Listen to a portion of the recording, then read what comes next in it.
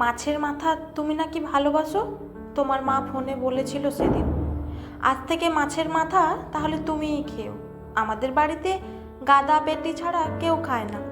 এতদিন মুড়ো লেজা আমাদের কাজের মেয়ে অন্তর্মা নিয়ে যেত, এবার থেকে বারণ করে দেব। তা লেজা টেজাও খাও নাকি তুমি?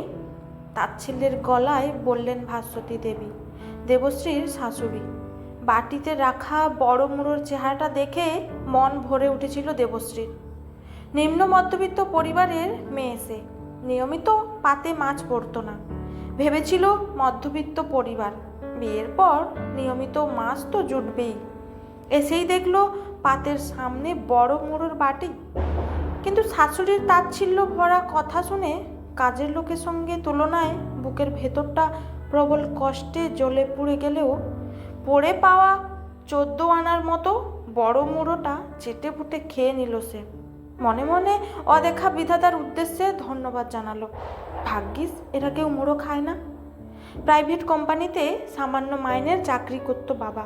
নুন আনতে পান্তা ফুরানো সংসারে কষ্টে সৃষ্টে জোগাড় করা মাছের পিসটা, মুড়োটা দেবশ্রীর পাতেই পড়তো। কিন্তু বছর 5 বাদে তার একমাত্র ভাইটা জন্মাতেই পরিস্থিতি বদলে গেল। বাড়ির একমাত্র ছেলে, বংশের প্রদীপ বলে কথা। যেটুকু ভালো মন্দ বাড়িতে আসবে সব তাকেই দিতে হবে। ঠাকুমার হুকুমের ওপর মা সেদিন কিচ্ছুটি বলতে পারেনি। একটু বড় হতেই বুঝতে পেরেছিল ঠাকুমার ইচ্ছেতে বাবারও প্রচ্ছন্ন মদত ছিল। ভাই জন্মানোর পর থেকেই বাড়ি ফিরে কেবল ভাইকেই আদর করতো বাবা। অফিসের ব্যাগে করে লজেন্স, রসগোল্লা নিয়ে আসতো। বাড়িতে যে সেও আছে সে কথা মনেই থাকতো না বোধ হয়। তুচ্ছ তাচ্ছিল্য হয়ে উঠেছিল দেবশ্রীর জীবনের অঙ্গ। ভেবেছিল শ্বশুর বাড়িতে এসে একটু আদর পাবে সে, পাবে যত্ন।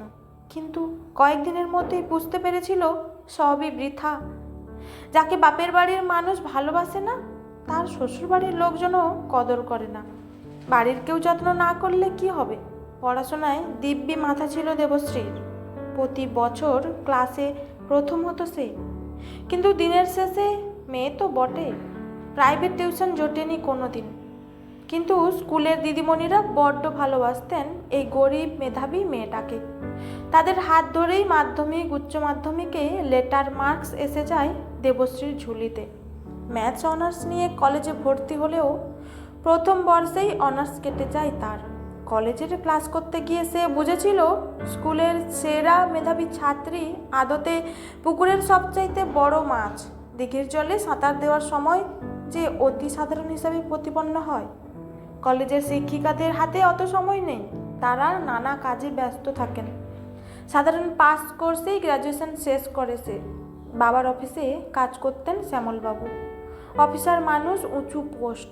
একবার বিশেষ কারণে অফিসে গিয়েছিল দেবশ্রী। নরম স্নিগ্ধ মুখশ্রী দেখে কথাবার্তা বলে শ্যামলবাবুর তাকে ভারী পছন্দ হয়ে যায়।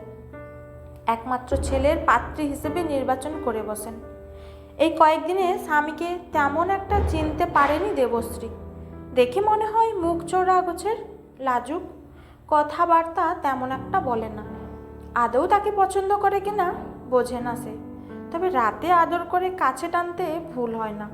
সারাদিনের কাজের শেষে দেবশ্রীর এটুকুই শান্তির জায়গা। স্বামীর বুকে মাথা রেখে নিশ্চিন্তে ঘুমিয়ে পড়ে। এত তাড়াতাড়ি বিয়ে করার ইচ্ছে ছিল না দেবশ্রীর। তার ইচ্ছে ছিল ছোটোখাটো একটা প্রতিষ্ঠান থেকে কম্পিউটার কোর্স করার। কিন্তু সেদিন বাবা অফিস থেকে বাড়ি ফিরে এমন করতে লাগলো যেন আকাশের চাঁদ তাদের কুঁড়ে ঘরের দরজায় এসে দাঁড়িয়েছে। প্রবল আপত্তি জানিয়েছিল মা। বলেছিল, পড়ছে তো মেয়েটা, অনেক চেষ্টা করছে নিজের পায়ে দাঁড়াতে, দেখোই না কতদূর কি করতে পারে।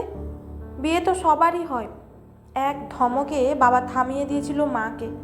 তোমার ওই ঢেঙ্গি মেয়ে কত কি করবে তা আমার ভালো রকম জানা আছে। মাঝখান থেকে বয়স বাড়বে, তখন কেউ আর বিয়ে করতে চাইবে না। পণ দিয়ে পাত্র খুঁজতে হবে। ধাড়ি মেয়ে বিয়ের চক্করে আমাকে ফতুর করে ছাড়বে। এখানেই মেয়ের বিয়ে দেব আমি। ঠাকুমাও এসে চেঁচামেচি শুরু করেছিল বাবার সঙ্গে। কোণঠাসা মা কিছুই করে উঠতে পারেনি। দেবশ্রীর মনে হয় ওই বাড়িতে যদি কেউ একজনও তাকে মন থেকে ভালোবেসে থাকে, সে তার মা। আসলে নারী কেটে জন্ম দিতে হয়েছে তো, তাই মায়াটা থেকেই গেছে। নইলে কি আর কথায় কথায় শাশুড়িকে বলতো সে মুড়ো খেতে ভালোবাসে?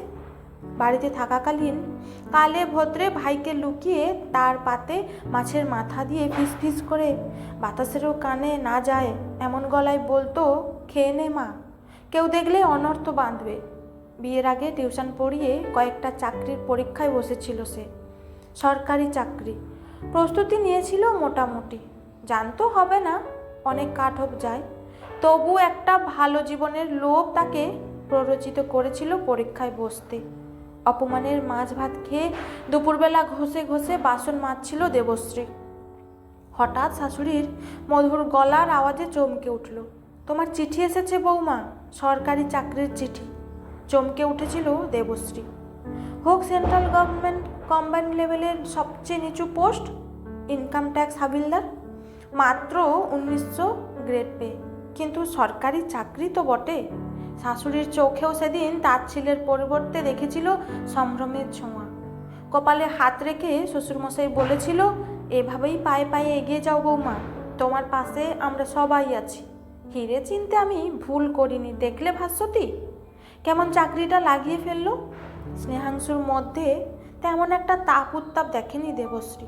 পরের দিন একটা ব্র্যান্ডেড হাত ঘড়ি এনে বলেছিল, সময়ের সদ্ব্যবহার করতে ভুলো না কখনো, সময়ই পারে অপমানকে সম্মানে বদলে দিতে। স্বল্প কথায় সবটা যেন বুঝিয়ে দিয়েছিল স্নেহাংশু। মনে মনে কৃতজ্ঞ হয়েছিল দেবশ্রী। প্রতিবাদ তবে এভাবেও হয়। সেদিন সে দুঃখ পেয়েছিল শাশুড়ির এমন ভাবে অপমানের পরও স্বামী কিছু বলল না দেখে। আজ বুঝলো সঠিক সময়ের অপেক্ষায় ছিল সে। শ্বশুরবাড়ির আনন্দের খবর গিয়ে পৌঁছালো বাপের বাড়িতেও। যত্ন করে মেয়ের পাতে মুড়ো তুলে দিয়ে হেসে বলল, মা, তোর বাবা আজ তোর জন্যই দেখে শুনে কাটিয়ে এনেছে রে। পাশে বসা কিরণবাবু করুণ মুখে বলে উঠলেন, জানিসই তো মা, সংসারের কি অবস্থা। ভাইকে প্রাইভেটে ইঞ্জিনিয়ারিং পড়াতে গিয়ে টাকা পয়সা প্রায় শেষ, সেমিস্টারের ফি চোকানোই দায়। ঈশ্বরের কৃপায় সরকারি চাকরি তো পেলি, যদি তুই কিছু সাহায্য করিস। একটু পড়তে চেয়েছিলাম বাবা, তাও তোমার পছন্দ হলো না। হাতের কাছে পাত্র পেতেই বিয়ে দিয়ে দিয়েছিলে। ভালো মন্দ সব কিছু ভাইয়ের জন্য, আমার ইচ্ছে অনিচ্ছের কোনো খবর রেখেছ কি? আজ সাহায্যের প্রত্যাশা করো কোন মুখে? এই মুড়ো আমার গলা দিয়ে নামবে না মা। এতদিন যার পাতে দিয়েছ যত্ন করে, আজও তার পাতেই দিও। দুটি চোখ নির্বাক দৃষ্টিতে তাকিয়ে থাকে কিরণবাবুর মুখের দিকে, যেন নিঃশব্দে বলে ওঠে, ভেবে দেখো এতদিন কি করেছ কি। ভাবিকাল কিন্তু কাউকে ছেড়ে কথা বলে না।